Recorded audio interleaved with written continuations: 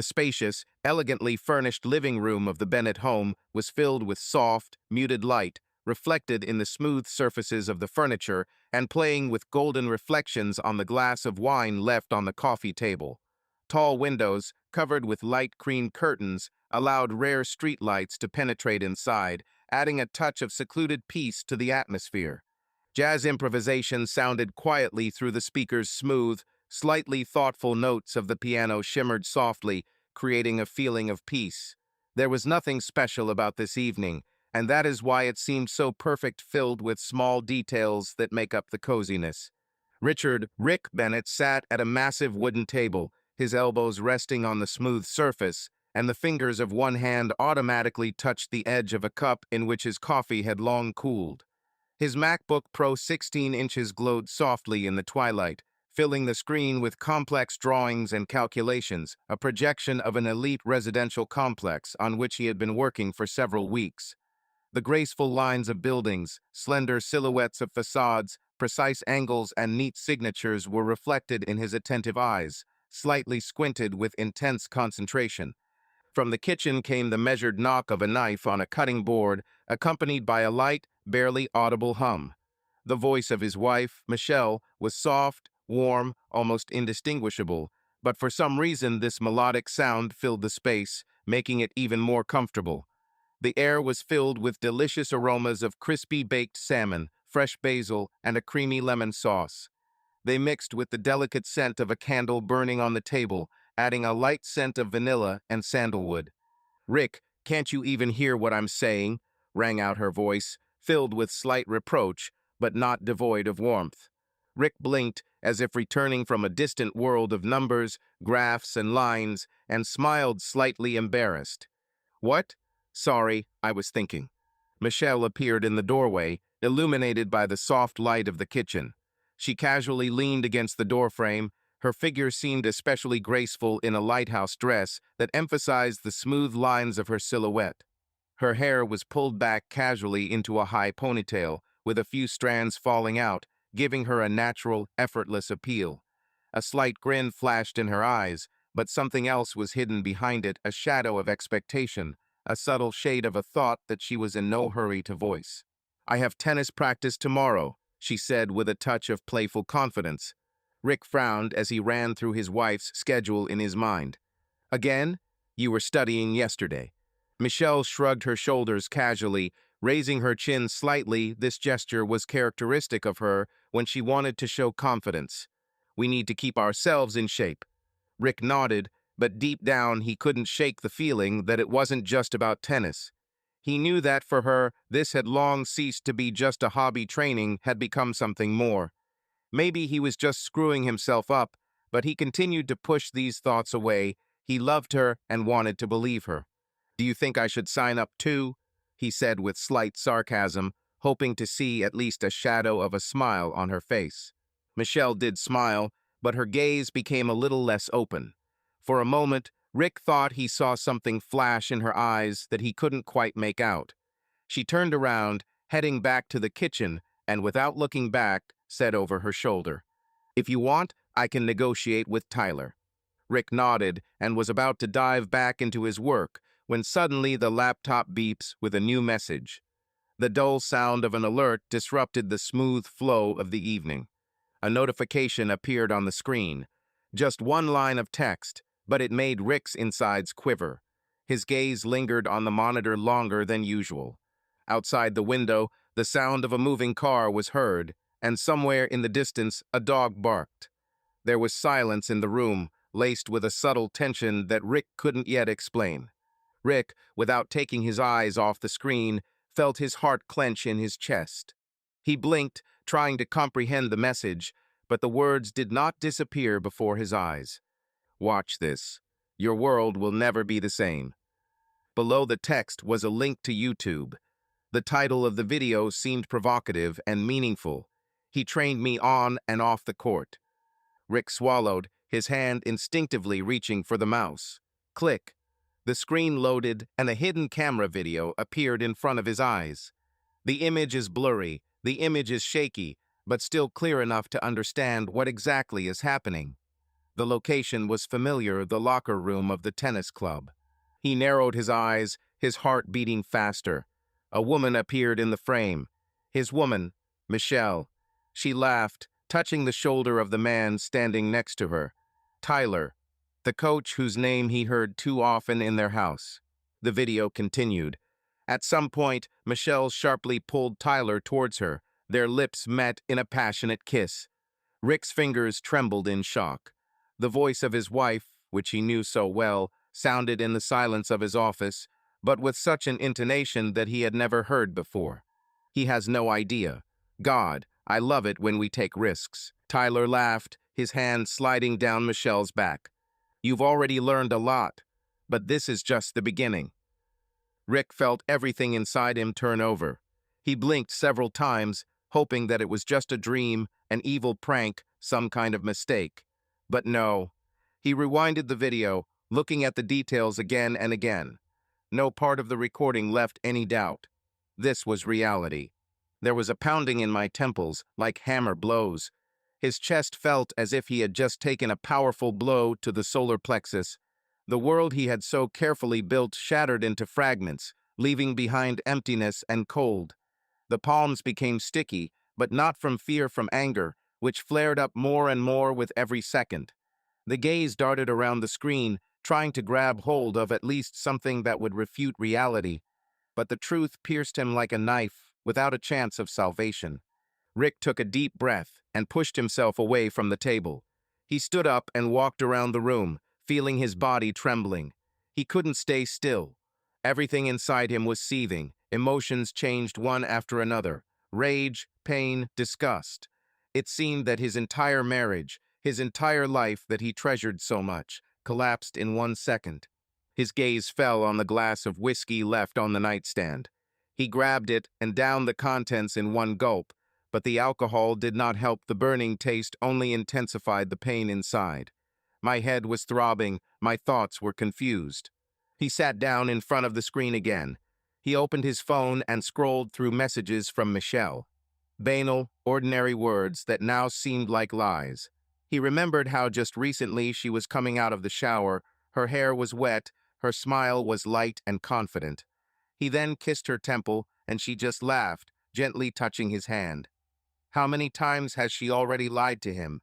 How long did this betrayal last? Anger surged in a new wave. He clenched his fists. Something had to be done. He couldn't just sit and digest it. But what? He was not an impulsive person. He was not used to giving in to emotions, but now reason could not take over. The phone vibrated in his hand. New message from Michelle. Darling, I'm sorry it's so late. I was late after training. How was your evening? Rick looked at the screen and clenched his teeth. His fingers trembled involuntarily.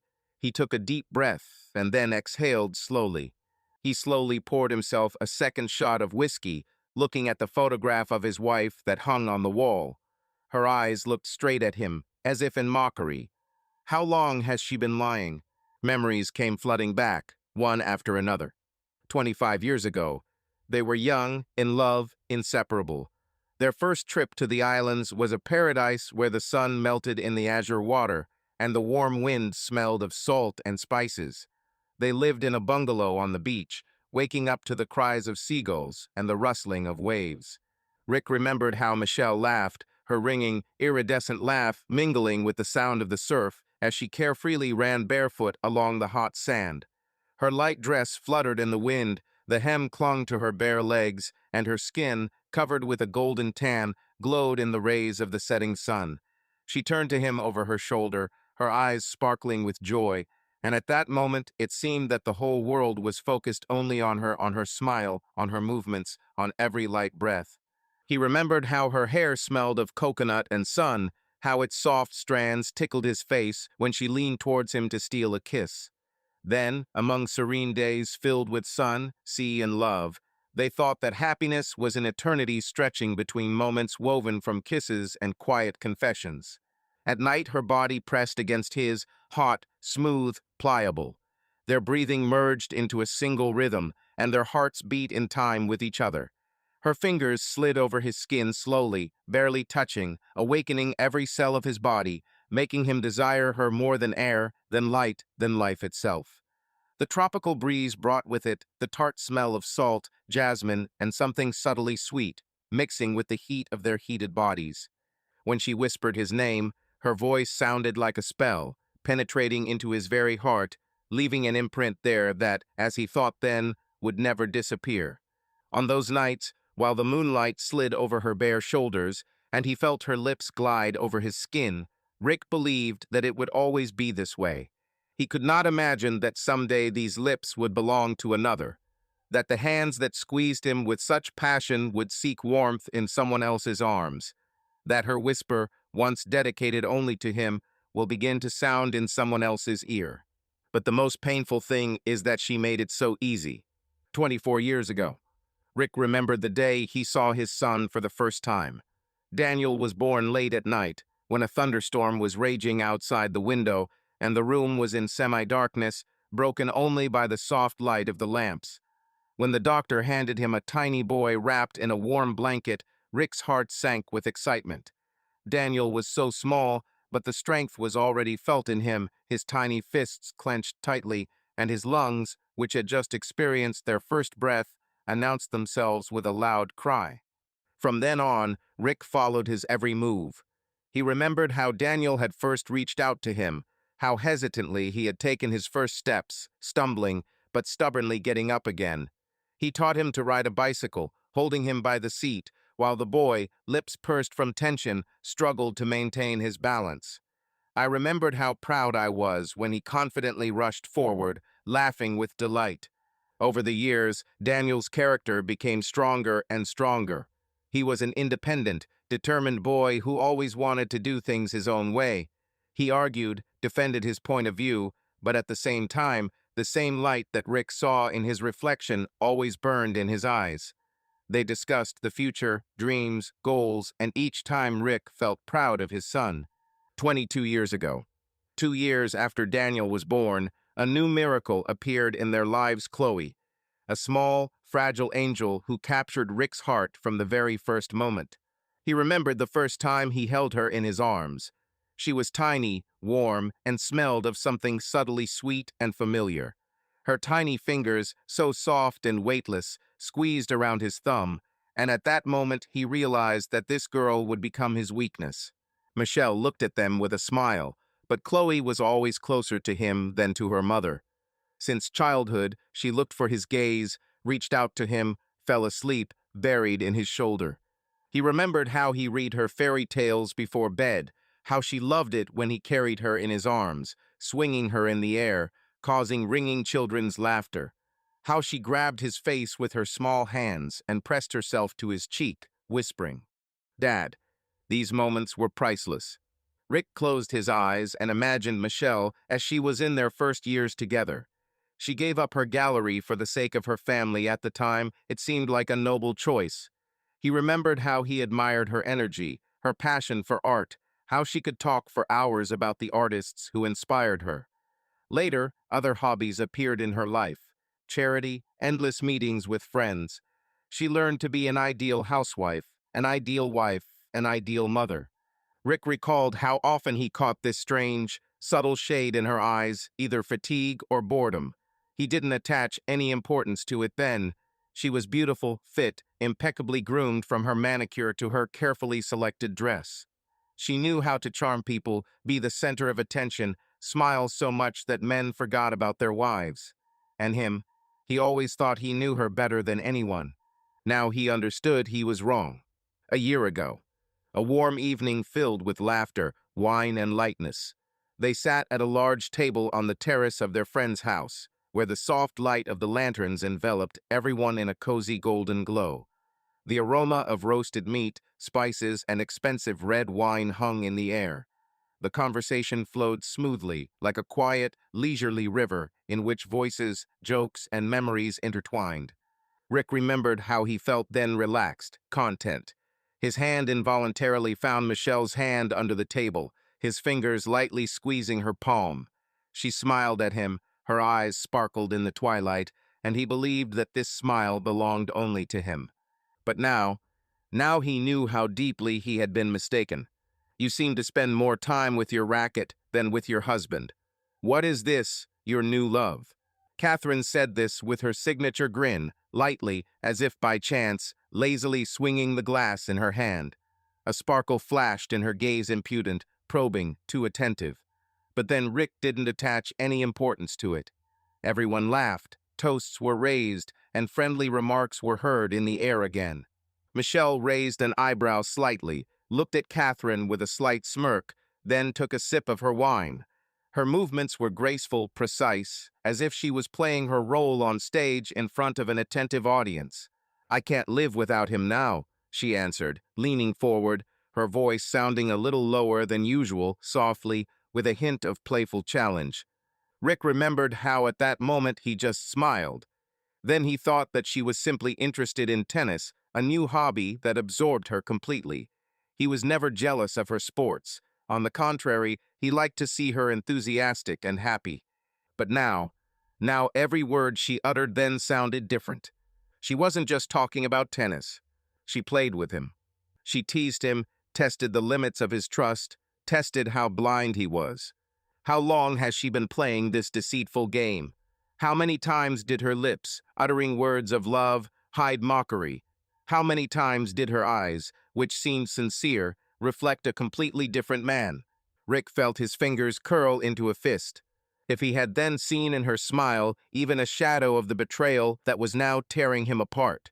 If only he had known that this innocent dinner was just part of her performance. But he didn't know, and she continued to play. 2 months ago, he invited her to go to the cinema, but she was late for training. When he asked why, she looked away, hesitantly straightening her hair. He noticed it then, but did not attach any importance. Trusted. Now the truth was crystallizing, hitting him like a cold, merciless wave.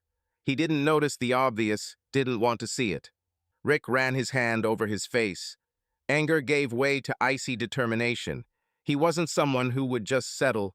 He won't let his world crumble without an answer. He couldn't just watch anymore. This was not the kind of person who forgives. He is a predator, not a prey. He needed a person who knew how marriages and destinies collapse. A person who will not only sympathize, but also help turn destruction into art. Without a doubt, this man was Andrew Holmes. Friend, advocate, the one who has seen more dirty scams than anyone in this city. They once studied together at Princeton. Andrew was the guy who always knew how to get out of any situation, smart, cynical, and ruthless in business. He quickly made a name for himself in the legal world, specializing in divorce proceedings. Despite his age, he did not plan to start a family. He was satisfied with an open relationship. "It's better to have a dog, it definitely won't betray you," he liked to repeat with a grin. This outlook on life was formed in him for a reason. In his youth, Andrew had to become an unwitting witness to how his parents destroyed each other, dragging him into their messy divorce proceedings. He remembered loud arguments behind closed doors, tense silences that preceded new outbursts of anger, and the icy glances they exchanged when they were forced to be close. He saw how once warm, sincere love turned into hatred, how people who swore to be each other's support became enemies. Like shared memories, happy moments that seemed indestructible were erased in the dry lines of legal documents, where feelings replaced clauses in agreements and requirements for the division of property. This experience left a deep imprint on his soul. He learned one important lesson: never allow himself to find himself in such a situation. Marriage, commitments, promises made in a fit of passion, he perceived all this not as an expression of love, but as a voluntary imprisonment in a cage, which over time fetters and kills feelings. But despite his worldview, he never tried to force it on Rick. Andrew understood that every person has their own path, and if marriage was important to his friend, he respected that choice. He saw how Rick loved his family, how he valued his wife and children, and did not try to destroy his illusion of happiness, even if he himself did not believe in it. Andrew always treated Rick's family well, with genuine respect, but never offered advice unless asked. Rick picked up his phone, replaying their last meeting. It was a business dinner, One of those evenings when business conversations flowed smoothly into informal conversation. They sat in the twilight of a cozy restaurant, where the dim light of the lamps was reflected in the mirrors, creating an intimate atmosphere. The air was filled with the aroma of fried meat, expensive alcohol, and a slight hint of cigar smoke coming from the neighboring tables. Plates of perfectly cooked steak stood in front of them, and the amber glow of aged bourbon played in massive glasses. Rick, pouring glasses, grinned, casting an attentive glance at his friend. "So, Andrew, how is your next Miss Don't Call Me in the Morning doing?" Andrew raised an eyebrow, grinning, then leaned slightly closer, resting his elbow on the table and lowering his voice, as if he was revealing a great secret. "Oh man, best of all. Her name is Brooke. She works as an attorney, and let's just say she knows more positions than all my procedural codes combined." He paused, letting the words hang in the air, then leaned even closer and added with a conspiratorial glint in his eyes. "If judges were as flexible in interpreting laws, I would have lived in the White House a long time ago." Rick laughed, shaking his head, and then, taking a sip of the bourbon, leaned forward slightly, watching his friend with a slight hint of irony. "You understand that one day one of them will catch you on the net?" Andrew snorted, taking a sip from his glass, and grinned. "To do this, I will have to first stop being a shark. And I, my friend, was born to swim on the high seas." Rick just grinned. They both knew that Andrew would never change his lifestyle, a cynical bachelor for whom commitment was nothing more than an illusion. After 5 minutes of reminiscing, he dialed the number. "Rick," Andrew's voice was hoarse and sleepy, "do you even know what time it is?" "I need to meet you tomorrow. It's urgent." "Michelle?" The lawyer instantly realized. Rick was silent. There was a short pause on the phone. "Crap. Okay, come to the office at 9 in the morning." Rick turned off the phone, finished his whiskey, and put the glass on the table. He is no longer a victim. He is a hunter. Andrew Holmes knew that if Rick called in the middle of the night, then the matter was really serious. They had been friends for many years, and he managed to study his character to the smallest detail. Rick was never a person who gave in to emotions, did not make a scene, did not lose his composure. He acted. He analyzed, weighed all the pros and cons, made decisions coldly, accurately, without unnecessary words. And if he calls his number at 1 in the morning, it means that this moment has come. Andrew remembered their first meeting. Princeton campus, a cool autumn evening, a slight smell of wet leaves, and 2 bottles of cheap whiskey, which they shared, sitting on the stone stairs of one of the buildings. They were young and self-confident then, and the night passed in fierce debate about which of them would achieve more. Rick always strived for excellence. In work, in family, in life, he built his destiny, like an impeccable architectural project, where every element was carefully verified and installed in its place. He left no room for mistakes and did not allow himself to lose. For him, defeat was something unacceptable, impossible. The kitchen of the Bennett house was filled with soft morning light, but for Rick it was the darkest morning of his life. He didn't sleep all night. The hours dragged on painfully long, and my thoughts gave me no rest. There was a cup of coffee in front of him, but he didn't even try to touch it. The liquid had long since cooled down, like all his illusions. His eyes burned from lack of sleep, but the pain inside was stronger than physical fatigue. Steps up the stairs. Light scent of citrus shower gel. Voice. "Ugh, I was so tired yesterday." Michelle stretched, approaching the coffee machine. The smile on her face looked carefree. "I have another training session today, but I'm thinking maybe I should skip it." She laughed as if nothing had happened. Rick slowly looked up from his cup. He wanted to say something, but couldn't. The words stuck in my throat. "Do you think so?" he responded dryly. Michelle shrugged, took out a capsule for the coffee machine, inserted it, and pressed the button. "Yes, although no, Tyler said that we will practice serving today." She winked. "He says I have excellent technique." The cup in Rick's hand shook slightly. He clenched his fingers on the ceramic handle. Everything was seething inside him. He heard her voice again from the video, full of passion and anticipation. Technique? Yes, I saw your technique, Mitchell, and how he trains you not only on the court. He thought but didn't say anything out loud. He stood up abruptly. The chair creaked slightly on the floor, but Michelle didn't even turn around. She was completely immersed in making her coffee. Chloe entered the room, lightly, almost silently.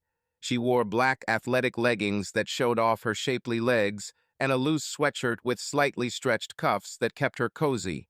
Her hair, tied in a high ponytail, revealed her thin face with high cheekbones and clear eyes focused intently on the phone screen.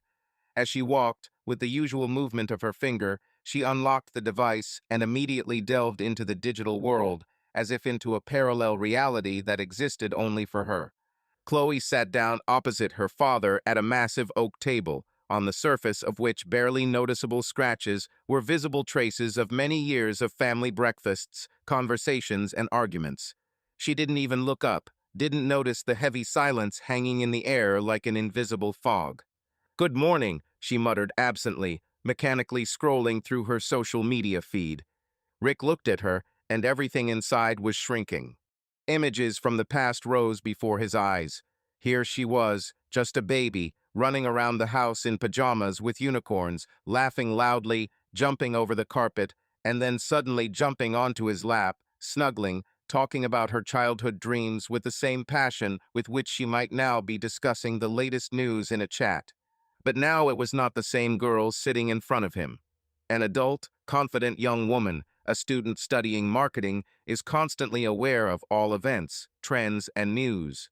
Chloe lived in a world of likes, algorithms, and analytics, but in her eyes there were still glimpses of that little girl who once sought protection from her parents. She always looked at them with admiration, considered her and Michelle an ideal couple, an example of a strong, reliable family. If only she knew the truth. Chloe looked at her father. "Everything is fine?" "You don't look good," she asked, a little worried. Rick took a sip of his cold coffee. The bitterness hit his tongue, but he couldn't taste it. His gaze slowly slid from his daughter back to Michelle, who was now standing at the stove, making herself some toast. She was completely calm. It was as if nothing had happened. "I'm just tired, work has piled up," he finally answered, trying to make his voice soft. He didn't want Chloe to feel the slightest bit of tension. A new project, a lot of details. Chloe nodded, accepting the answer without further questions, and turned back to her phone. Rick watched her with a bitter realization of how quickly she had grown. Those moments are still fresh in his memory when she ran around the house, clinging to his hand, demanding to tell him a story before bed. And now an adult, independent woman sat in front of him, and he didn't know how long he could hide the truth from her and his brother. Michelle turned, took a sip of her coffee, and looked at Rick. She clearly felt something, but perhaps chalked it up to fatigue. "Are you going to work today?" she asked, casually. Rick kept his gaze on her. Thousands of questions were spinning in his head.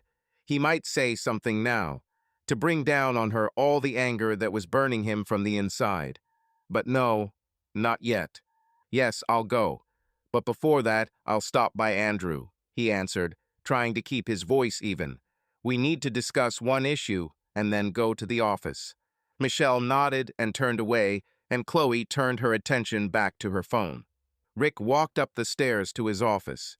He felt tired, but there was an important day ahead. It was necessary to get together, rethink the situation, and build a strategy. Meeting Andrew should have been the first step, but there was not an iota of peace in his soul. It seemed as if a storm was raging inside him. He opened the door, walked to the table, and turned on the laptop. His hands automatically slid over the keyboard, but his thoughts were not occupied with work. He couldn't get the images he saw last night out of his head. How could he be so blind? He took a deep breath and ran his hand over his face, trying to come to his senses a little. The quiet sound of footsteps behind him made Rick flinch, as if someone's ghost was creeping behind him. His heart sank, and he turned sharply. Chloe stood in the doorway.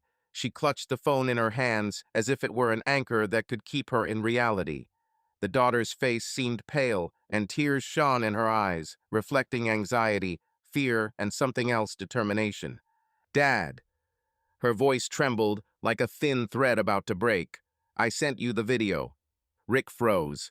Something painfully tightened in my chest, as if from a blow to the gut. He could not move, could not even immediately comprehend the meaning of her words. He just looked at his daughter, noticing how her fingers nervously fiddled with the edge of the long sleeve of her sweatshirt, as if trying to hide the trembling that betrayed her excitement. I just wanted you to know, she continued, swallowing the lump in her throat, her voice breaking. It appeared on my YouTube feed. I couldn't believe it, but I couldn't help but tell you either. Her eyes darted back to the phone screen, as if there was an answer to all her torment. She took a deep breath, as if gathering strength. I sent it to you anonymously, she admitted, looking him straight in the face. But now I understand. You should know that I am aware. She took an uncertain step forward, pain splashed in her eyes, but also firmness, which Rick did not expect to see in her so soon.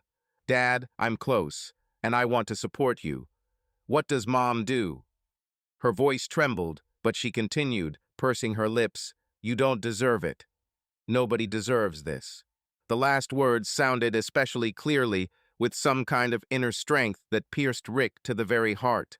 He saw in front of him not just a daughter, but an adult who was worried about him, trying to become a support for him, and this made it even more painful. She looked down and tears began to roll down her cheeks. Rick slowly walked up to her and, without saying a word, pulled her into a tight hug. He felt her body shake with suppressed sobs. He wanted to say something, but he understood that any words now would be meaningless. It's okay, he said quietly. I'm glad you told me, but until I figure everything out, we'll both have to pretend that nothing happened. Chloe nodded silently, knowing that her father wouldn't just leave it like that. Her fingers tightened around the fabric of his shirt, and they embraced once more. For a moment, Rick felt her return to being the little girl who sought his protection. It wasn't supposed to be like this, Chloe sobbed. I always thought we had an ideal family.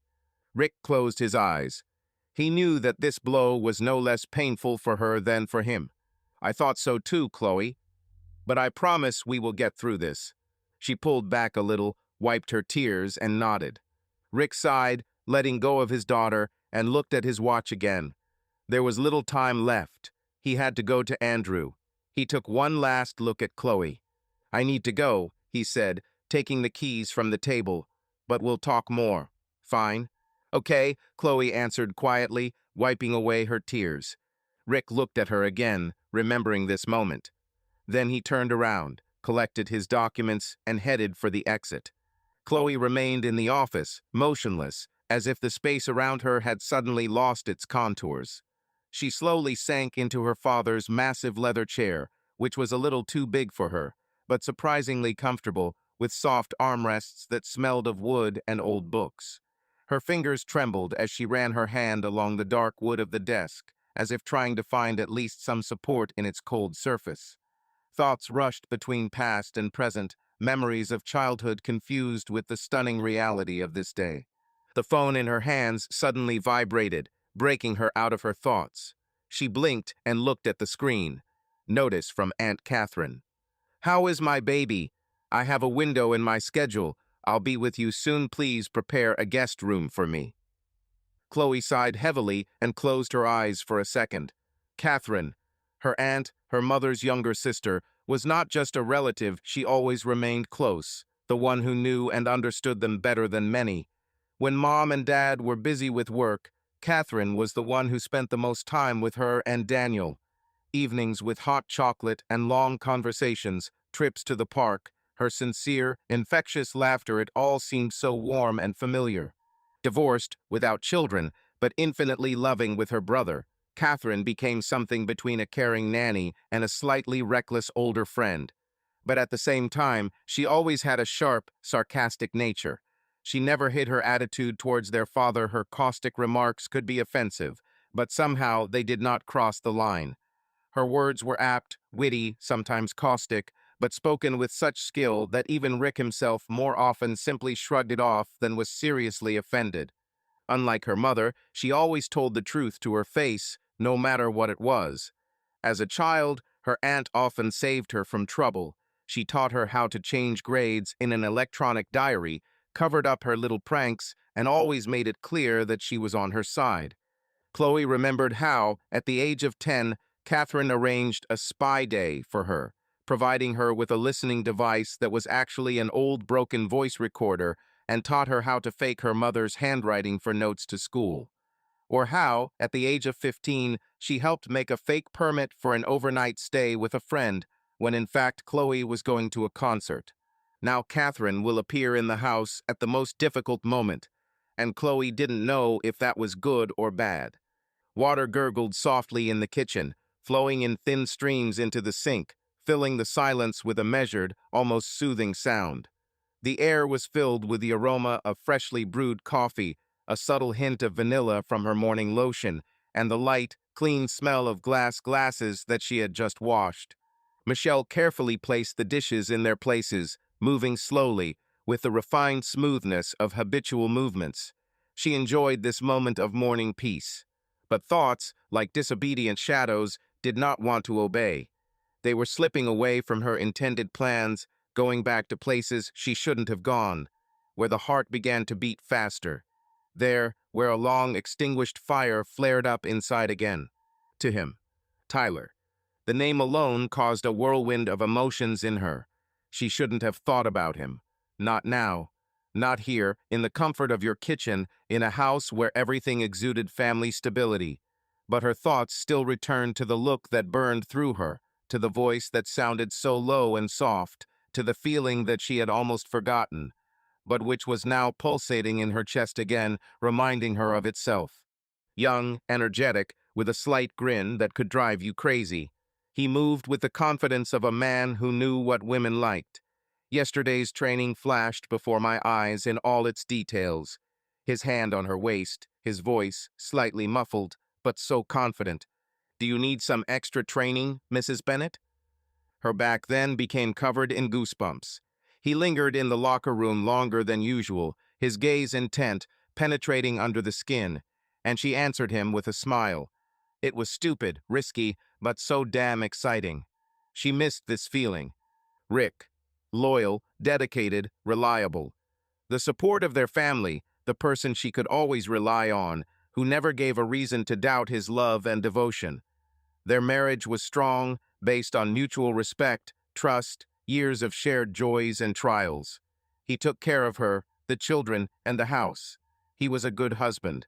But when was the last time his gaze lingered on her, not just with the usual warmth, but with that same hungry, burning interest that once made his heart skip a beat? When was the last time his fingers slid over her skin, not mechanically, but with greed, with a burning desire to touch, feel, take possession? Michelle ran her hand over her wrist, as if remembering how he used to squeeze her hand, pull her towards him, lightly touch the thin skin at the base of her palm with his lips, causing goosebumps on her body. When did it go away? Gradually, imperceptibly, like a summer evening leaving, replaced by a cold, inevitable night. A year ago, he plunged headlong into another project. Her days began to resemble each other. Breakfasts, fitness, meetings with friends, charity events. But a feeling of emptiness grew inside her. The children grew up, each had their own life. She was left alone, locked in a golden cage of comfort that no longer brought joy. But Tyler, he allowed her to remember that she was alive, that her body was still capable of trembling with anticipation. Michelle ran her hand down her neck, feeling the warm wave of adrenaline rising inside her again. I needed to get myself together. Shower, light makeup, then to the salon to slightly adjust the haircut and refresh the color. Maybe buy something special from a lingerie boutique. Why not? She deserved some fun. She took her training bag and looked at her reflection in the mirror.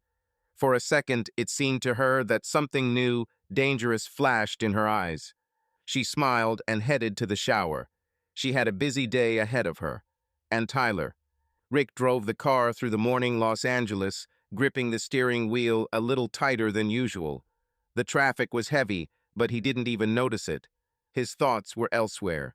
He had already telephoned several people, those who knew how to work quickly, clearly, and without unnecessary questions. With voices merging into a single whole, they listened to his requests, asked short clarifying questions, and named the amounts. Prices for information, for surveillance, for access to classified data. Everyone knew that if Rick Bennett asked for something, he was willing to pay. He doesn't bargain. He gets what he wants. The first call is to a private detective, a specialist who could quietly penetrate financial reports, track calls and messages.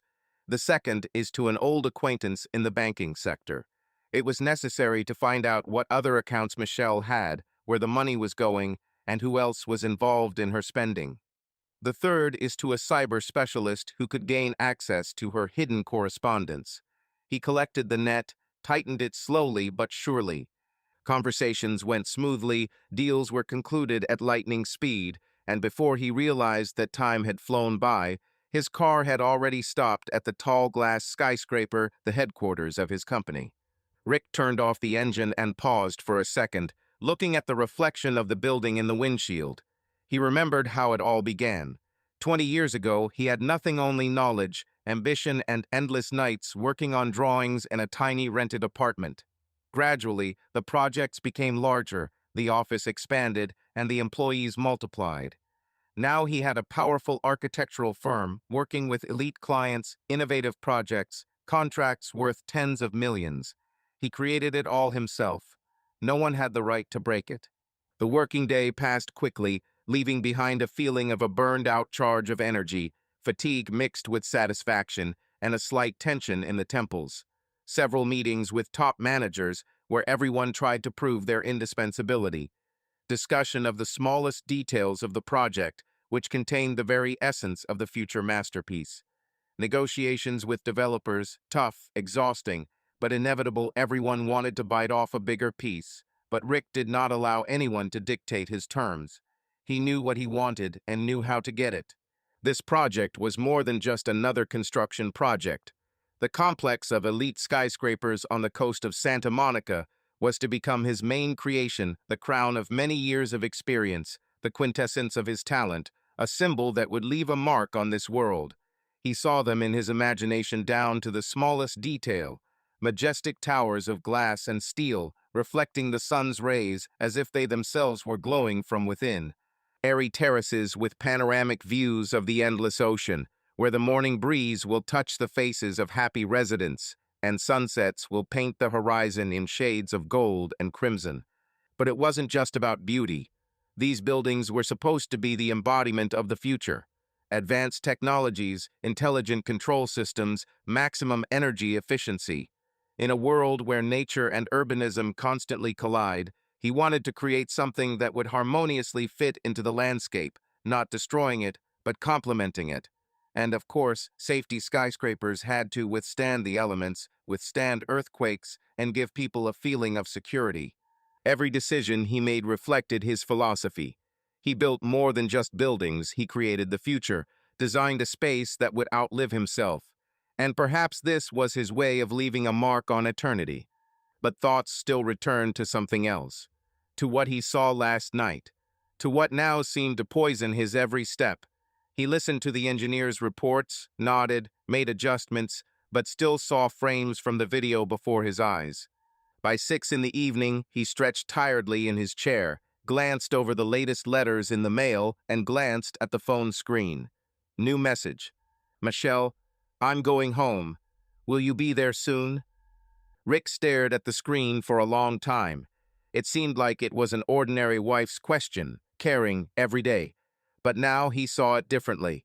Everything that seemed ordinary has now become saturated with lies. He scrolled through the phone in his hands, then opened the latest message from Andrew. Andrew, everything is going according to plan. Soon we will have data on her calls and meetings. Rick took a deep breath. It was a game of time. He couldn't let his emotions take over. He typed a short answer to his wife. After a while, he entered a quiet suburb where wide, streetlight-lit streets ran between manicured lawns and immaculately trimmed hedges. There was a calm, almost frozen atmosphere here, as if time moved more slowly than in the noisy, pulsating city center from which he had just returned. The car slowed down gently and stopped silently at the gates of the mansion. He looked at his watch 15 minutes earlier than planned. Not that it matters. Nobody was looking forward to it. No one rushed to meet him on the threshold, illuminated by the warm lights of street lamps. The house towered before him in the darkening sky, still the same majestic, well-groomed, with neat lines of the facade and windows flickering from the inside. But now he seemed alien to him, as if it was just a pretty picture, an illusion created for someone's eyes, and not a real home to which you want to return. Rick ran his hand over his face and took a deep breath, but the feeling of heaviness in his chest did not disappear. He looked at the familiar door, at the soft light in the windows, at the neatly trimmed bushes at the entrance, and felt like a guest. Uninvited, random, not belonging to this place. Rick got out of the car, slowly breathed in the cool evening air, and walked to the front door. He paused for a second before pressing the handle, as if gathering his strength. Laughter came from the kitchen, resonant, light, as if there were no secrets, betrayal, or lies in the house. When he entered the living room, a picture unfolded before him, which, if he had been in a different mood, might even have seemed pleasant. Soft light filled the room, reflecting off the glass surfaces, giving a cozy warmth to the evening. Chloe sat on a high bar stool, leaning over her phone, her fingers deftly sliding across the screen, and her lips slightly trembling in a subtle smile. Perhaps she was reading something funny or just trying to distract herself. Catherine stood nearby with effortless grace. In one hand, she held a glass of white wine, which trembled slightly in the light of the lamps, and with the other, she casually straightened a strand of perfectly styled hair.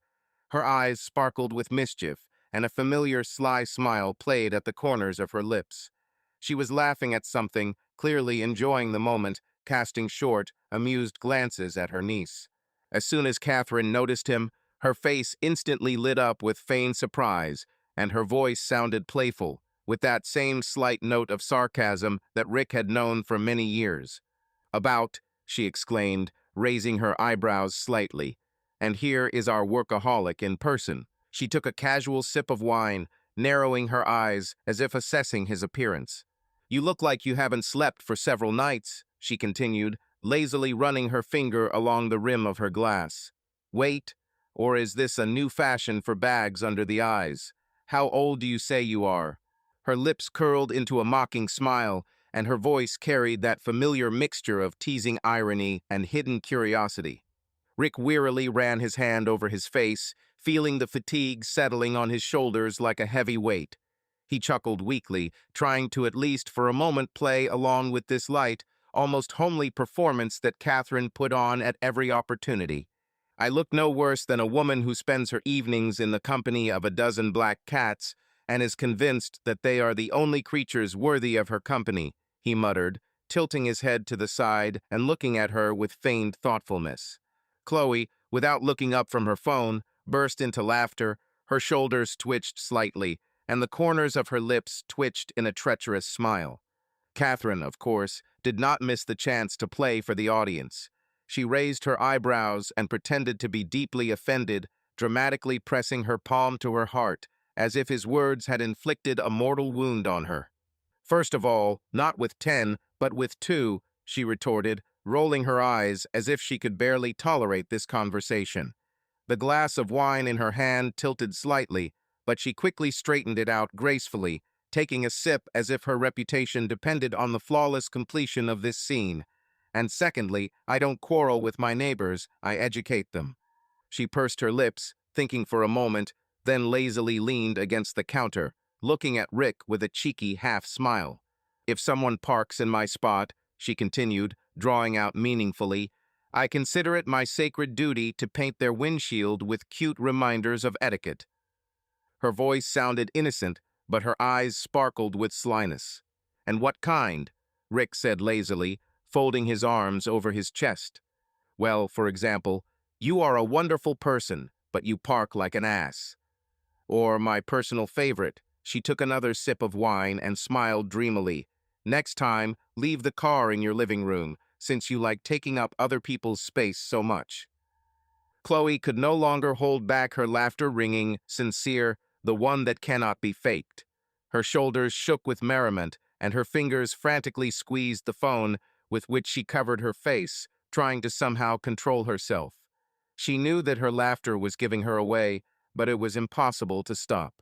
Rick shook his head, closing his eyes for a second as if giving himself a moment to catch his breath. A familiar, slightly contradictory feeling stirred in my chest, slight fatigue from her endless barbs, but at the same time hidden gratitude for the ease with which Catherine always filled any space. This ease, bold and lively, was her signature style, her hallmark, what made her special. Yes, this woman has not changed at all. Still as sharp, with an impeccably sharp tongue, as if honed by years of sarcastic remarks. Her irony was almost an art, a fine line between mockery and truth, which she balanced with frightening ease. She was not afraid to speak directly, to challenge, to tease with words in such a way that even the most confident interlocutors began to feel uncomfortable. The complete opposite of her sister. Where Michelle was soft, self-possessed, sensitive, Catherine was a whirlwind, straightforward, fearless, as if testing this world to the limit. And no matter how tired Rick was of her barbs, he could not help but admit there was something in this chaotic charm of hers that made her unforgettable. Outwardly, they really were similar. The same high cheekbones, clearly defined lines of the face, the same expressive eyes in which a mocking sparkle was hidden, the same well-groomed manner characteristic of both. But if Michelle was the embodiment of sophistication and elegance, she always followed every detail of her image, chose expensive dresses that fit her figure perfectly, delicate jewelry and heels that emphasized her grace. Then Catherine lived by completely different rules. She preferred lightly distressed jeans, leather jackets, comfortable sneakers, and minimal makeup. Her hair, although well-groomed, rarely had varnishes or complex styling. Most often, it was simply casually combed back or tied into a ponytail. Instead of the aromas of expensive perfume that Michelle always surrounded herself with, Catherine smelled of freshness, a light trail of coffee and wind, as if she had just come from a long walk. Her style, her demeanor, even her laugh, all this was different, contrasting, alive. If Michelle seemed like a flawlessly polished diamond, then Catherine was free and untamed, like a wild stone that did not need a setting to look vibrant. Catherine had everything to lead a luxurious life. Her income allowed for expensive restaurants, designer clothes, and the latest model cars. But she never sought status, did not need to confirm her importance with branded items or big names. She had little interest in luxury and glamour, unlike her sister, who always knew a lot about style and exquisite details. Catherine spent her money not on diamonds, but on high-tech gadgets, advanced data protection systems, and rare technical innovations that would excite only a true information security fanatic. But she had one more weakness: her two black cats, Phantom and Knox. They lived like real kings of her apartment. They were given separate beds, the best food, and their toy arsenal could be the envy of even a specialized store. Catherine doted on them, claiming that these creatures understood her sarcasm best of all and would never betray her, unlike people. Rick suddenly remembered her first and only marriage. It seemed like it was so long ago that it was now perceived as an almost unreal story. Catherine got married before Michelle, and then the whole family was sure she had found her ideal man. Remembering that time, he saw before him a completely different Catherine, albeit with the same character, but with a softer look, with a dreamy smile that rarely appeared on her face in recent years. But a year later, everything fell apart. The divorce was quiet, almost without scandals, but her eyes have since become sharper, and her sarcasm has become even more accurate. This happened around the same time that he himself met Michelle. Their fates were somehow strangely intertwined in those moments of change. Catherine had been alone since then, but it never looked like she was lost or lonely. Rather, she chose this path herself, plunging headlong into the world of cybersecurity, complex algorithms, digital investigations, and virtual chaos, which, oddly enough, she knew how to organize. She knew how systems work, how they are broken, and how to protect those who have no idea how vulnerable they are in the modern world. But despite this, she always found time for Chloe and Daniel. While Michelle had been focusing more on herself lately, Catherine was the aunt who took them on trips, took them go-karting, taught them how to protect their social media from being hacked, and once helped Chloe trick parental controls so she could watch an age-restricted movie. "How long will you stay?" Rick asked, leaning against the wall. Catherine took a sip of wine and shrugged. "Don't kick me out yet. I need a little change of scenery, and your refrigerator is much more interesting than mine. By the way, do you have anything edible besides almond milk and weight loss food? If you're expecting anything other than kale chips, I'm afraid you'll be disappointed," he replied with a grin. Catherine rolled her eyes and turned to Chloe. "Do you understand why I came here? Saving my nephews from their father's culinary torture." "Yeah," Chloe laughed, "but you eat the same protein bars yourself." "This is different," Catherine chuckled. "In my case, this is a conscious choice, and not because someone cleared the refrigerator of normal food." Rick shook his head. What a time she showed up. After 20 minutes of playful verbal sparring between him and Catherine, Michelle entered the house. She was carrying several paper bags from the restaurant and had a joyful smile on her face, but Rick instantly noticed a slight hint of irritation in her gaze. It was an almost imperceptible change in the expression of the eyes, but he knew Michelle well enough to recognize it. Obviously, Catherine's presence was a surprise to her and not a pleasant one. "Sorry for being late," she exclaimed, slamming the door behind her and quickly throwing off her coat. There was slight fatigue in her voice, but at the same time joyful excitement.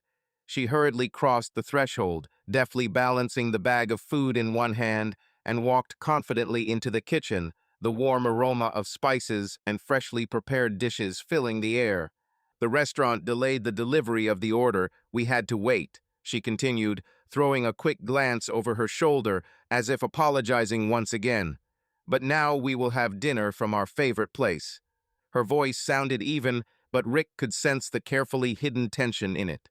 She carefully placed the packages on the wooden table, trying to look unperturbed, but he noticed how her fingers squeezed the handles of the packages a little tighter, how the corners of her lips twitched subtly, betraying her inner anxiety. At the same time, she cast an appraising glance at her sister, quick, but tenacious, as if trying to determine how much her presence upsets the existing balance. There was a subtle but palpable tension in the air, as if a silent duel was flaring up between them. Catherine, as always, without losing her insolence, crossed her arms over her chest, tilted her head slightly, and stared at her sister inquisitively. There was not a drop of remorse in her posture. Rather, she enjoyed the effect that her appearance had on Michelle. Rick watched their silent confrontation silently, like an observer on the brink of a thunderstorm. He knew that a month ago there had been a serious conflict between them, but none of the sisters considered it necessary to devote him to the details of the family discord. The secret remained an impenetrable wall between them, and now this wall was only getting stronger. Michelle remembered that day in frightening detail. They stood in her apartment, illuminated by the dim light of the evening sun breaking through the translucent curtains. Catherine, compressing her lips into a thin line, looked at her with a look in which disappointment and hidden anger were visible. She then guessed no, she didn't even guess, but confidently exposed her connection with Tyler. Like a skilled player, she laid out all the cards on the table, leaving her sister no chance of denial. "Do you even understand what you're doing?" Her voice was even, but there was a sharp, almost predatory insistence in it. Michelle then just straightened up, clasped her fingers, and continued to maintain external equanimity. But inside, she was torn apart by a tangle of conflicting emotions: fear, irritation, prickly resentment towards her sister for invading her life, like a judge dispensing justice without the right to appeal. "Rick is too good a husband, and it's a very big mistake to turn into a cheating wife," Catherine continued, tilting her head slightly as if studying her sister's expression. "He definitely won't tolerate this. And in your place, believe me, there are thousands of women who are ready to sell their souls to the devil for such a man." Her words sounded sharp, like the blow of a whip, but Michelle then only smiled coldly, as if it did not hurt her. Her answer was evasive, precise to the smallest detail, but deep down in her heart, she was somehow sure that Catherine would not tell Rick anything. The family dinner went on in the usual rhythm, but behind the ostentatious normalcy, There was a tension that was impossible not to feel. The forks clinked against the plates, the glasses of wine touched the table quietly, and the voices sounded evenly, without much emotional overtones. They exchanged standard phrases, discussed the weather, talked vaguely about plans for the coming days like actors mechanically playing roles they had long ago memorized. But everyone at the table was lost in their own thoughts. Rick ate mechanically, but could barely taste the food. Every time his gaze fell on Michelle, a heaviness rose in his chest. He could not get rid of the oppressive feeling of disgust, that inner pain that was eating away at him from the inside like poison. Catherine, slowly breaking off a piece of bread, carefully watched their interaction. Her eyes, dark and penetrating, captured every detail. Fleeting glances, tense pauses, subtle changes in intonation. She did not say anything that could aggravate the situation, but in her presence there was something menacing, like a premonition of an approaching thunderstorm. And Michelle, she tried to act confidently, playing the role of a caring housewife, but her movements were too clear, as if calibrated. She smiled at the right moments, inserted routine phrases into the conversation, but anxiety lurked in the depths of her gaze. She knew that Catherine was not just watching. The illusion of an ideal home was crumbling right before their eyes. The cracks in this carefully created picture became more and more noticeable. Stupid conversations, insincere smiles, empty words, all this was just a thin veil under which emotions boiled, hurting like shards of broken glass. Tyler Grant lay back on the wide bed, exhaling deeply, allowing his body to completely disappear into the soft, rumpled sheets. The heart was still beating a leisurely rhythm, a slight tremor of pleasure spread through the muscles, leaving behind a pleasant fatigue. The room was filled with a thick, tart aroma, her expensive perfume mixed with the smell of hot skin, light perspiration, and whiskey, creating an atmosphere of forbidden, intoxicating pleasure. He ran his hand over his face, then slowly stretched, feeling the muscles stretch pleasantly, reminiscent of the passion he had just experienced. Everything went perfect, as always. He slowly stood up, walked to the bar, and poured himself an amber liquid into a crystal glass. After taking one sip, he sat down in a soft chair, crossed his legs, and lit a cigarette.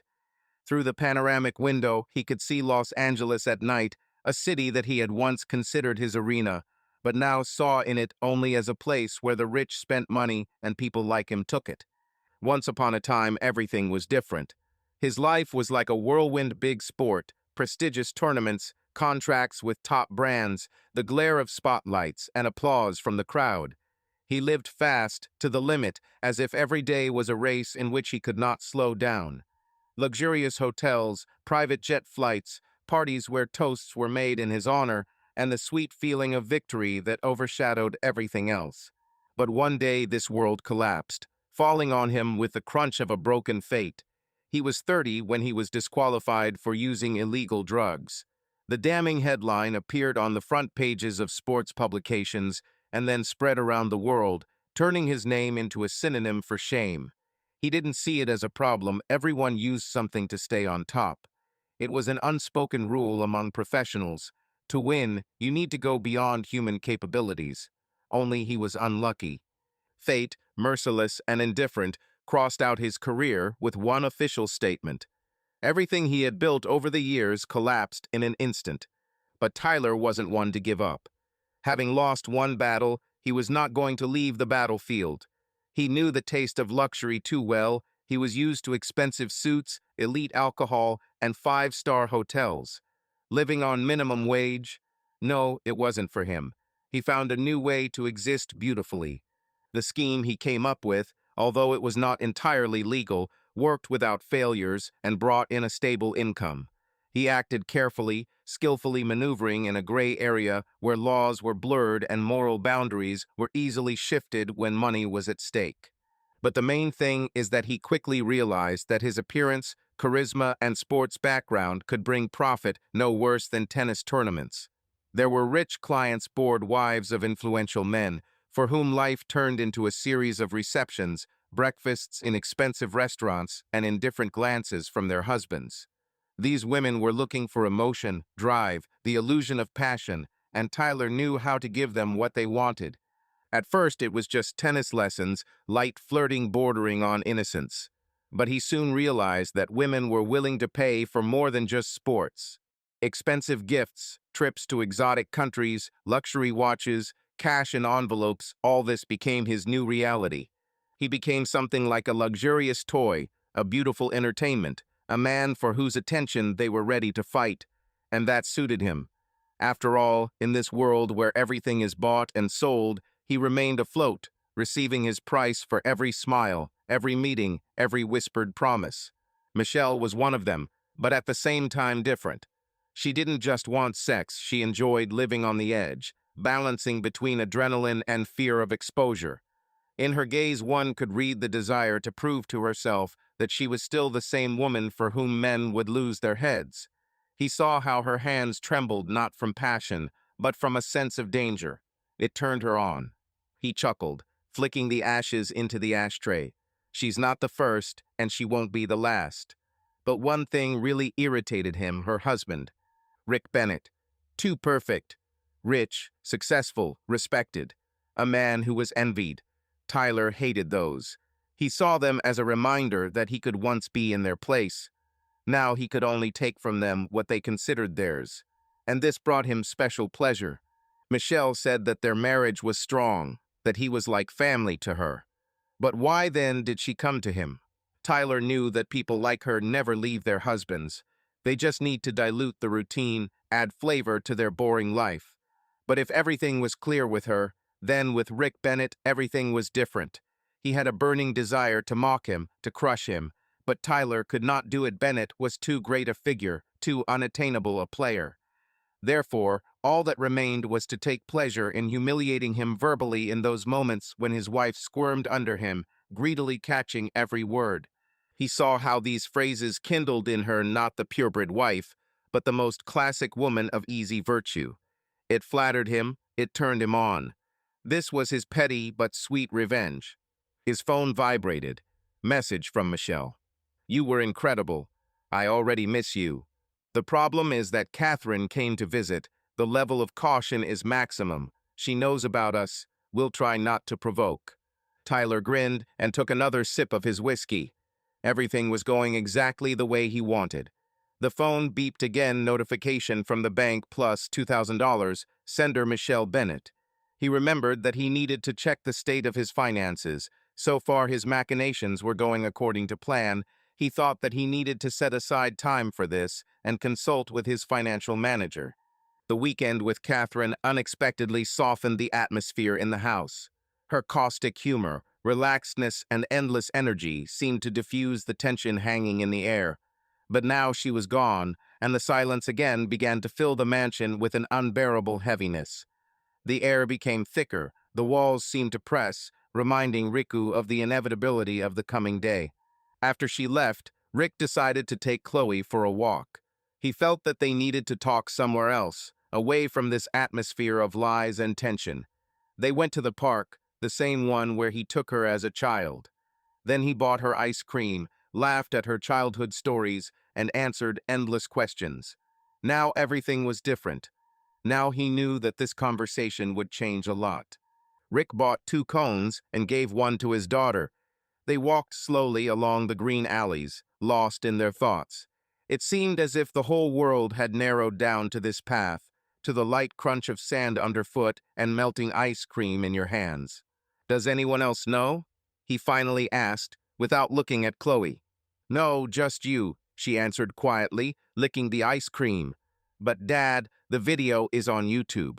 It popped up in my recommendations feed, and it seems that it's not just me. It received thousands of views, but thank God the picture is not very clear. No face visible.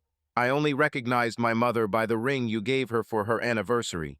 Daniel doesn't know anything, he clarified. No, and to be honest, I think it's better not to talk for now. He's going through an important period in his work right now. I'm afraid this will unsettle him. I think it's worth telling him about this a little later. Rick looked at his daughter carefully. She reasoned calmly, reasonably, without unnecessary emotions.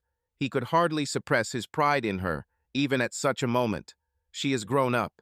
Was she strong because of him? or because of the betrayal that I saw with my own eyes? I agree, he nodded curtly. We'll remain silent for now. Chloe sighed and looked up at him. Something like doubt flashed in her eyes.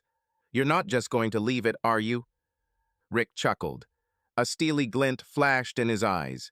He wondered if he should tell her more, but then decided that enough was enough. Tomorrow is your mother's day of judgment. Chloe nodded slowly.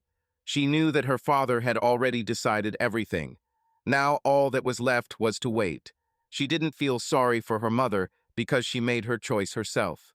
Chloe also thought about the fact that Michelle was having another charity evening tomorrow, and she even began to wonder what kind of execution her father was planning.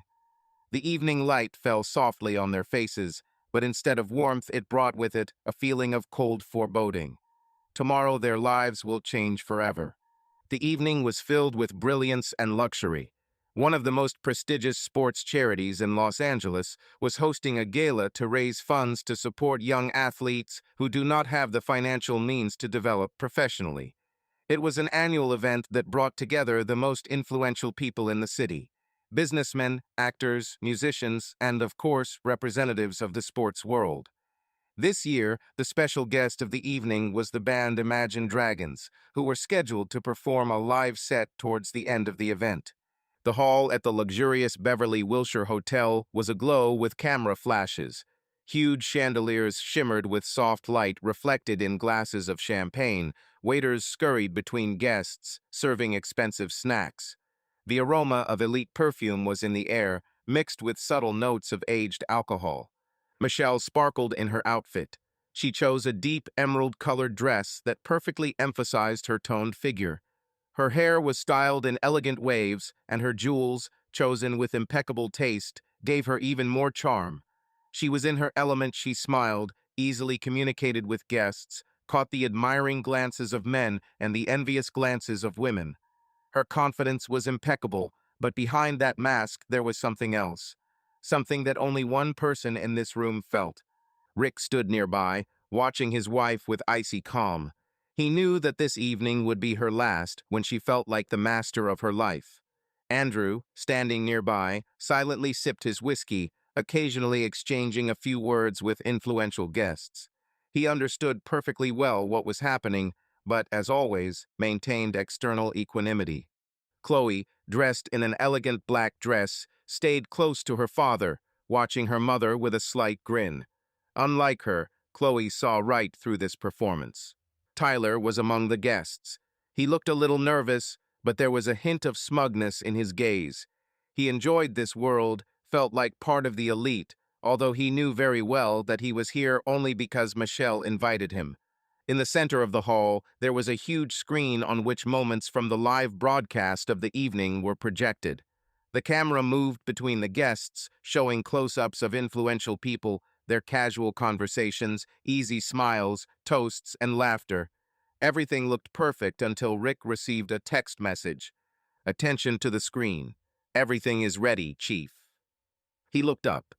The camera slowly changed angles, and a corridor appeared on the screen near the closed lounge area behind the bar, a place where only a select few entered, where partial shade reigned and muffled music sounded.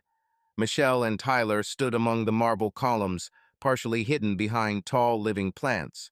Their faces were illuminated by the soft light of the chandeliers, but the atmosphere between them was far from small talk. He held her by the waist, his fingers lightly sliding along the fabric of her dress. She laughed, leaning towards him, and then, unable to resist, she reached out with her lips to his neck. Tyler didn't hesitate. He pulled her closer to him. Their kiss was filled with passion, movement, electricity. For some in the audience, it looked romantic. For others, it looked simply piquant. But those who knew the Bennett family realized the full essence of what was happening in the blink of an eye. This wasn't just flirting. It was an act of adultery exposed for all to see. Rick thought through everything down to the smallest detail.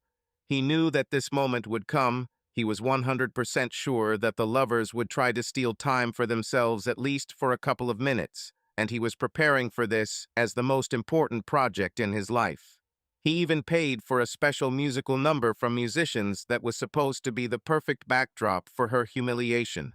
When Michelle and Tyler's kiss was interrupted by a man holding an envelope, there was an awkward pause in the room, and then there were surprised whispers.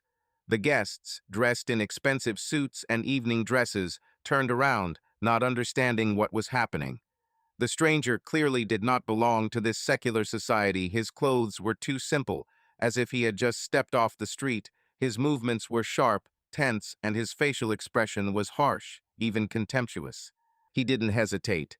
With a quick, precise gesture, Mitchell handed the envelope, as if it had been planned in advance. "Michelle Bennett, you have been notified." His voice sounded clear, loud, with a tinge of gloomy satisfaction, as if he had just put the finishing touches on someone's beautifully played-out lie. The hall froze. Someone gasped, someone exhaled depressedly, and someone, on the contrary, leaned forward with interest, feeling that they had witnessed something truly scandalous. And it was at that moment that the music started playing. Familiar chords cut through the air, echoing from the luxurious walls. Loudly, insistently, with increasing tension, the words of the song rang out. "My eyes are open, my eyes are open. Oh, I can't believe what I see. My eyes are open, my eyes are open. Oh, I can't believe what I see." The voices of the guests fell silent. Now there is only rhythm, electrified air, and an envelope in Michelle's hands. She didn't move, didn't take it right away, she just pressed her lips together, and something like fear was reflected on her face. The guests' eyes were glued to the scene of the revelation. Michelle opened the envelope in confusion and saw the divorce papers. Her hands shook, her eyes darted around the crowd, looking for Rick. He didn't look at her anymore. He simply turned around and, taking Chloe by the hand, headed towards the exit. Michelle felt the ground disappear from under her feet. She realized that she had just lost everything. Rick is not the kind of person who forgives betrayal. She and Tyler quickly left the event and went to his apartment. She was shaking. She drank in an attempt to drown out her thoughts, but there was only emptiness inside. What now? What's next? The morning light mercilessly made its way through the curtains, filling the room with a grayish glow. My head was pounding. The whiskey burned. The bitterness in my mouth and the dryness in my throat reminded me of the night before, of too much alcohol, which should have numbed the pain but only made it worse. Michelle slowly sat up in bed, having difficulty concentrating on the reality around her. The room felt alien, as if she had woken up in a life that was no longer hers. Her gaze fell on the table next to the bed. There, among empty glasses, a crumpled napkin with a mark of lipstick and bitter tears, lay a stack of papers. The same ones. She swallowed, trying to get rid of the lump in her throat, and, with trembling fingers, unfolded the first sheet. Cold legal language stuck in my eyes. Divorce. Her life in this marriage came down to a few points, stated in dry, official language. She reread the lines over and over again. She remembered that she had once signed a marriage contract, but still hoped to see something that would change the essence of the document. But no, Rick left her with exactly what she came into this marriage with. No real estate, no bills, no promotions, only her personal belongings, a couple of jewelry, and a car that he bought her 5 years ago. Everything that seemed an integral part of her life turned out to be just gifts that could be taken back. Michelle bit her lip. Until recently, she felt like a queen. She lived in a house where everything belonged to her. Expensive clothes, restaurants, exclusive trips, dinners with influential people who looked at her with admiration. Now all this disappeared in an instant. She clutched the papers in her hands, feeling panic growing inside her. Everything she thought was stability turned out to be a soap bubble. How many years did she spend in this marriage, confident that their union was unbreakable? How many years did she enjoy the status of Mrs. Bennett, without thinking that this status rested only on the trust of her husband, and how stupid it was to betray this trust? Tyler stirred quietly next to him, stretching. He did not yet realize that now it was not a socialite lying next to him, but a woman who had lost everything. He smiled, lazily stroking her shoulder. "Good morning," his voice was hoarse. "How are you?" Michelle didn't respond immediately. She just looked at the documents, trying to figure out what to do now. Where is her house? Where is her life? Where is her future? Damn, looks like we had too much yesterday, Tyler muttered, rolling over onto his back. My head is just pounding. She slowly turned her gaze to him. Just yesterday, he seemed to her like passion, excitement, a way out of routine. Now he was just a man in a cheap room in a rented apartment, as empty as her entire essence. Tyler Grant sat with an ice pack on his split lip. But the worst thing was the realization that his world was collapsing. Not work, not finances, all this could be restored. He had already done this before. It was his ego that suffered the most. Yesterday, he was thrown out of a luxury hotel, humiliated and beaten. Jack, a former client, the jealous husband of one of his wealthy clients, did not come for clarification. He came for revenge. Tyler tried to defend himself, but missed the blow before he could say a word. Now he sat, feeling the ice burn his skin, and yesterday's events echoed in his head. The phone vibrated in his hand, but he knew that nothing good would happen there. He pressed the lock button. The screen flashed with a multitude of notifications. Thousands of messages, hundreds of comments, dozens of missed calls. My glance caught several news headlines. Sex scandal at an elite tennis club. A famous coach destroyed the family of a wealthy couple. From court star to exile, the scandal that rocked Los Angeles. My heart beat faster. Tyler scrolled through the comments, a stream of insults, ridicule, malicious jokes. His name became a meme, his reputation a muddy puddle that everyone happily dug into. Damn, he whispered, squeezing the phone in his hand. In a panic, he quickly dialed the number of Dan Martin, the club director. Several long beeps, and finally a cold voice was heard. What do you want, Tyler? Dude, I can explain. It's late, Dan interrupted. We terminated your contract. Good luck in another area. Horns. The conversation is over. Tyler freezes and then throws the phone forcefully against the wall. A dull thud, a crunch of glass, the screen cracks, but that doesn't matter anymore. He lost. His second attempt, everything he had built over the years collapsed overnight, and he knew who was behind it. In his own office, Tyler paced around the room, furiously stuffing things into his gym bag. Anger tore him from the inside. His office was no longer his, nor was his career, nor his life. Everything was destroyed, turning into dust underfoot. Loud knock on the door. He turned around sharply. Matt, his financial advisor, walked in. The face is tense, the lips are tightly compressed. There is anxiety in the eyes. Bad news. Tyler, we have a problem, he said dully. What the hell is the problem? Grant exploded. All your accounts are blocked. Tyler froze. What? His voice was hoarse from surprise. You have huge taxes. Your latest transfers look like money laundering. Tyler slowly sank into his chair, his hands tugging at his hair. It was impossible. He always knew how to be careful. He's not a fool. Someone purposefully set a trap, and he fell completely into it. Damn, Rick is putting me in this shit on purpose. He jerked the phone away, dialing Michelle's number. In a small rented apartment, Michelle walked around the room. Yesterday, she left Tyler and rented the first apartment she came across. She needed to sort herself out. She was trying to figure out what to do next, haphazardly sipping wine from a glass. Her phone lay on the table, the screen flickering. 50-plus missed messages from Tyler. She knew things were getting out of control, but I had no idea what to do. The doorbell rang, loud, persistent. He tore open the silence of the apartment, making her heart sink. Michelle winced. She froze for a second, squeezing the edge of her silk robe in her fingers.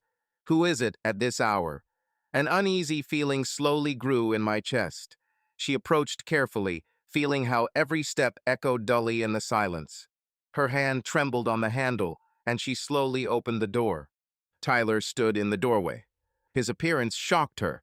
Tousled hair, rumpled, torn clothes in places, a trace of dried blood in the corner of his mouth and a swollen lip. His breathing was ragged, and his eyes were burning anger, panic, fatigue, fear mixed together, creating the image of a man driven into a corner. "What are you doing here?" She exhaled, her voice trembling. "I'm being destroyed, damn it," he barked, gritting his teeth. The veins bulged in his arms, his fists tense. He stepped inside, breathing heavily, and she involuntarily stepped back. Something about his condition frightened her. Tyler was furious, not just angry, but desperate, ready to do anything. I I don't know what's going on," she whispered, feeling panic rising in her throat. But before he could respond, a new sound was heard. A loud, authoritative knock on the door. It tore through the air, causing them both to flinch. Tyler froze, his gaze darting to the door, and his face turned chalk pale for a second. Michelle thought about who it could be because only Tyler knew the address of her new place of residence. "Tyler Grant," came a hard, impassive voice from the other side. "You have been arrested on suspicion of fraud and money laundering. Open the door immediately." Tyler clenched his fists so hard his knuckles turned white.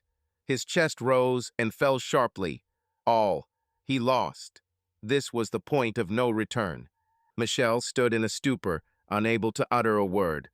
Rick Bennett looked out the window of his spacious office, thoughtfully tapping his fingers on the smooth wooden surface of his desk.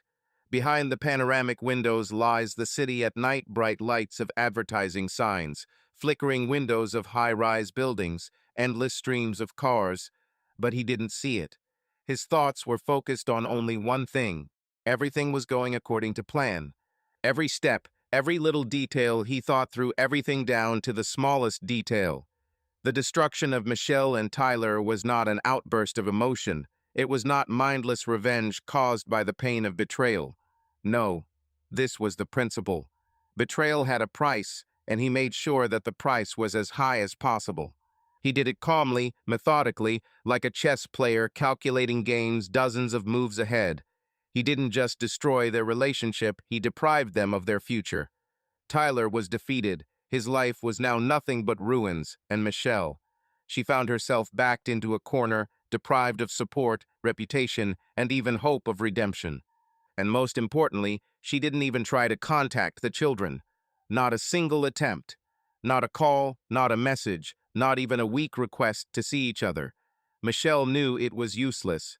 Chloe and Daniel always stood by their father.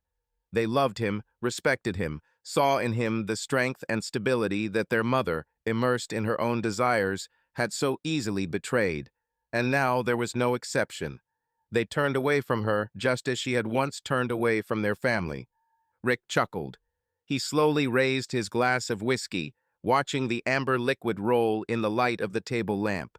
Justice has been served. Chloe went to visit her brother. Rick watched her car disappear through the gate, but his thoughts were far away.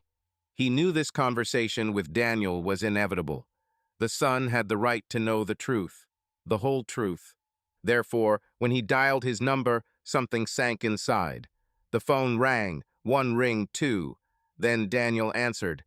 Rick spoke calmly, measuredly, setting out the essence without unnecessary details, but with complete frankness. He explained everything: the betrayal, the consequences, how Michelle herself ruined her life. There was silence on the line.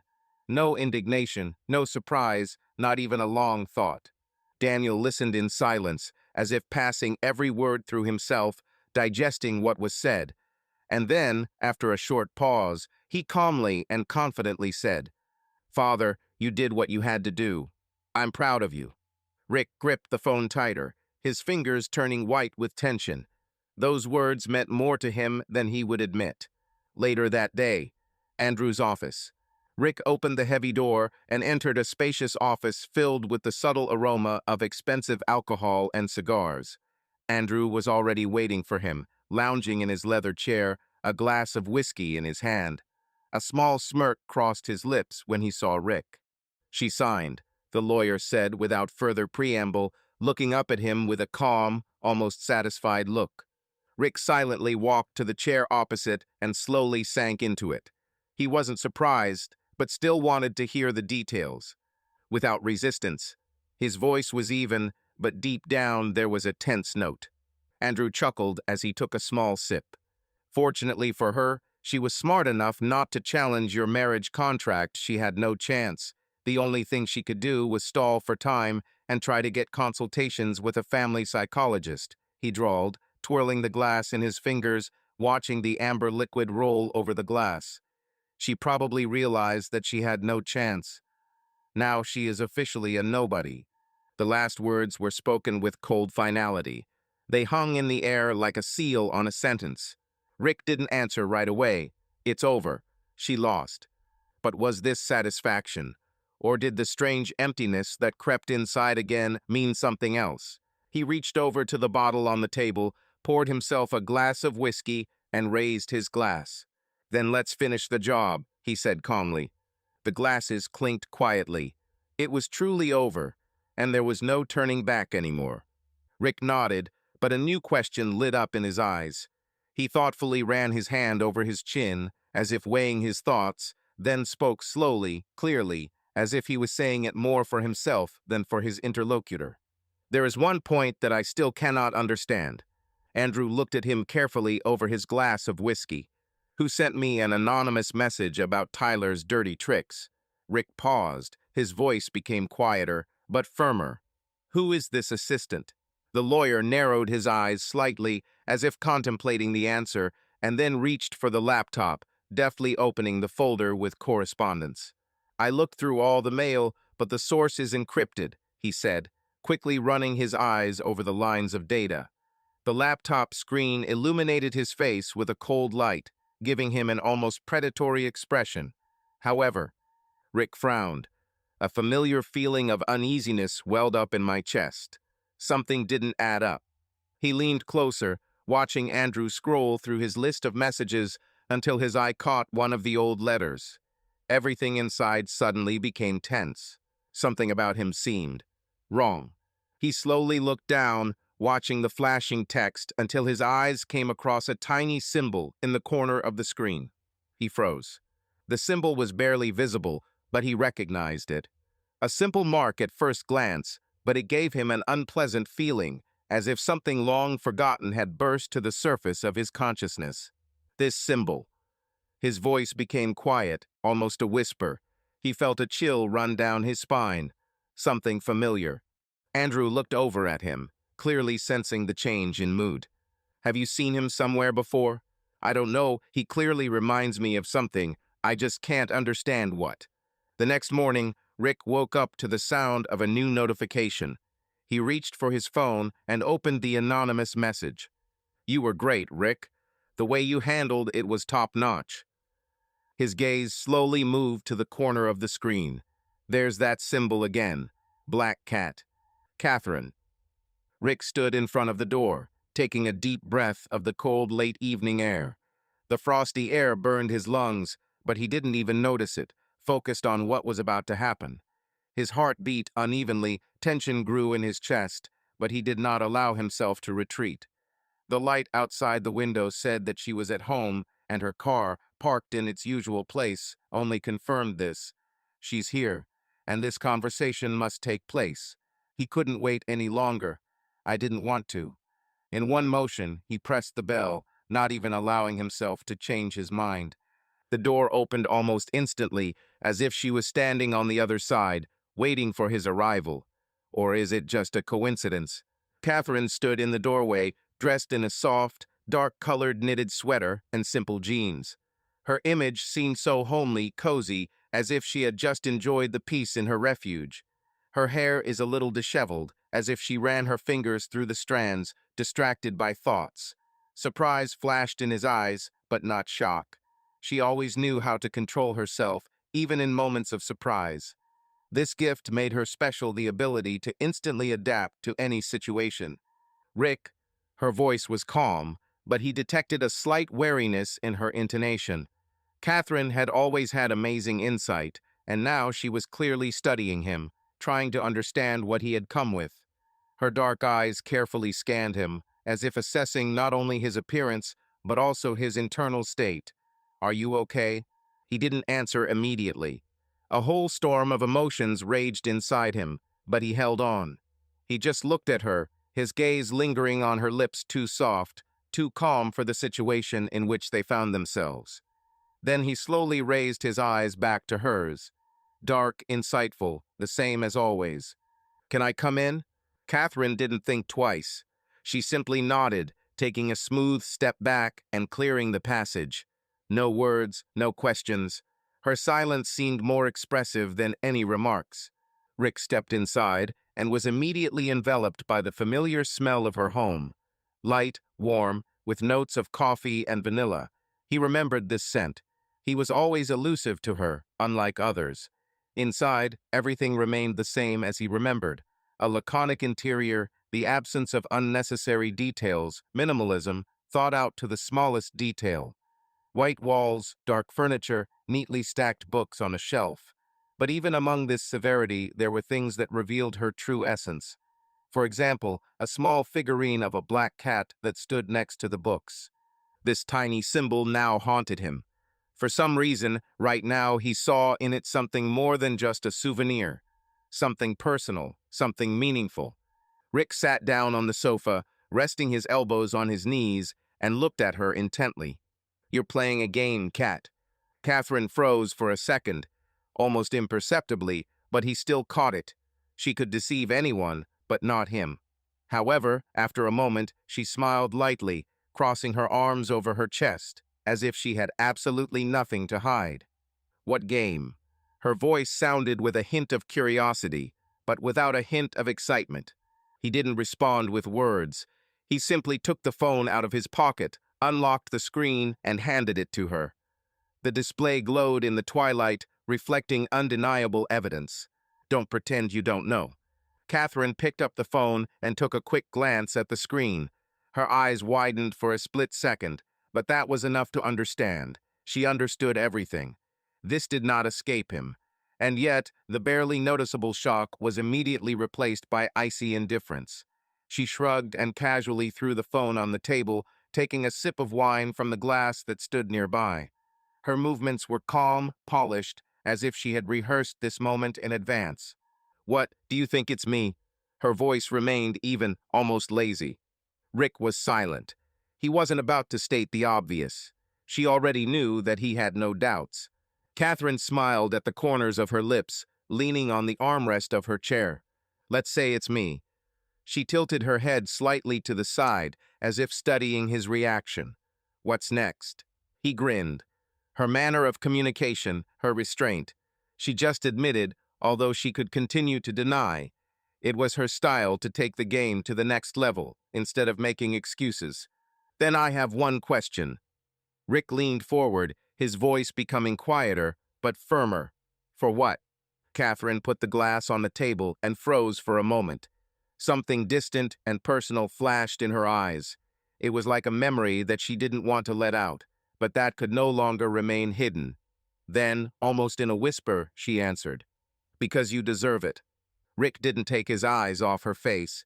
He saw shadows of emotion run across her features as tension slid along the line of her shoulders. This was not an easy game. It was something more. "I've watched all my life how you love her, how you give her all of yourself. And she didn't appreciate you." She paused, holding her breath before continuing. Her voice was almost shaking, but she controlled herself. "I couldn't allow a man like you to be so cruelly deceived." Her words slowly settled in him, like ashes after a burnt letter. He suddenly realized that she did it for his sake, and there was more truth in this confession than in the entire family life with Michelle. Catherine looked away and chuckled quietly, as if to herself. She remembered how one day, while listening to her sister, she realized that something was wrong. Everything changed that evening when she accidentally overheard her sister talking. Some carelessly thrown words, an intonation that could be mistaken for ordinary excitement, but Catherine sensed a catch. Anxiety welled up inside her, and as soon as Michelle left, she began to dig deeper. At first, these were innocent checks, searching for information about her personal life, account statements, viewing the history of transfers. Then mail hacking. When Catherine finally got to the necessary data, there was no doubt. Michelle was cheating on Rick. She gave herself time. I thought that Rick would sooner or later notice the obvious. But, as often happens, he was blinded by his love, so devoted to the woman that he did not see what was right before his eyes. Catherine couldn't stand it. She knew that if she simply told him the truth, he might not believe or, worse, forgive Michelle. We had to act smarter. She hired a man who obtained the first direct evidence for her that same video, material that could not be disputed. But just hand it over to Rick? No. Catherine came up with a plan. Using her knowledge, she made sure the video ended up with the right person, Chloe. The girl was smart, quick-witted, and it was not for nothing that Catherine paid so much attention to her niece. She knew what she would do, and Chloe really did everything exactly as Catherine expected. And then the events formed into an ideal picture. The only thing she didn't foresee was that Rick would guess who was behind this revelation. Rick leaned back, closing his eyes. A tense silence filled the space between them. "How long did you?" "No." His voice sounded hoarse. Catherine walked to the window, crossing her arms over her chest. "For months. I checked her phone, followed her translations. I was just waiting for you to open your eyes." Rick stood up slowly, his movements almost mechanical. She continued to look out the window at the lights of the night city, when suddenly she said, "And when you found out, it was the best day of my life." He was right behind her, close, so much so that I felt the warmth of her body. Catherine turned to him, meeting his gaze. There was a challenge in her eyes, but there was something else hidden underneath. "What now, Rick?" She bowed her head, smiling slowly. "Am I your main suspect?" He didn't answer. He simply raised his hand, gently running his fingers over her cheek. "No, now you are. Completely different." She parted her lips slightly, but no words came. Rick couldn't hold back any longer. He leaned towards her and kissed her. Deep, greedy, like a man who has just broken his old life and started a new one. Catherine kissed back without hesitation. Her fingers ran through his hair, pulling him closer, and his arms tightened around her waist. She found herself pressed against the wall, but did not try to escape. Her breath mixed with his, her lips were burning, and her heart was beating so fast that it seemed like it could break out. Outside the window, hundreds of lights scattered in the darkness, but at that moment the world outside this room ceased to exist. All that mattered was what was happening here and now. Early morning. It's still dark outside, but Los Angeles at night is starting to fade away, giving way to a new day. Dazzling neon lights reflect on the glass, flickering as if thousands of eyes are watching what is happening inside. Rick stretched out on the wide bed, throwing his hands behind his head. The sheets are rumpled, the air is saturated with the warm, subtle aromas of the past night. His breathing is even, but his thoughts are restless chaos is happening in his head. Scenes flash in flashes, like fragments of a film, frozen frames of the experience. Hot glances, touches, kisses, dull moans in the semi-darkness. Everything mixed into a strange, heady cocktail of emotions, leaving in the soul a barely perceptible taste of something irreversible. From the bathroom comes the muffled sound of water, first a soft splash, then a short, ringing silence. The door opens slightly, releasing a thin stream of humid air, saturated with the aromas of shower gel and hot body. Catherine steps out, her silhouette clearly outlined in the soft, muted light pouring from behind her. A thin silk robe, like a second skin, emphasizes the curves of her figure, barely covering the long, seductive lines of her legs. The moisture has not yet completely left her body. Drops of water lazily flow down her neck, linger in the hollow of her collarbones, and then disappear behind the thinnest fabric. She adjusts her belt, casually pulling her robe tighter, but this gesture only makes her even more desirable. Rick lazily turns his head, his gaze, clouded by memories, clinging to her. He grins, and then, in a slightly hoarse morning voice, says, "Here, kitty kitty, time to play." Catherine freezes for a second. Then her lips slowly stretch into a smile insidious, playful, almost dangerous. "Be careful, Rick." Her voice is rustling, like a snake's whisper. She takes a step towards him, then another. "You don't know what you've gotten yourself into." She sits on the edge of the bed, letting her fingertips trail over his bare chest.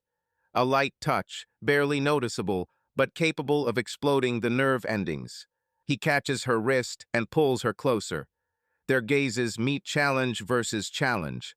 Catherine bites her lip, then slips out of his grasp with feline grace. You're funny, Rick, but do you know what you're getting into? She reaches for the switch, and the lights in the room slowly go out, once again plunging them into the darkness of their dirty thoughts. I wonder what Michelle is doing now.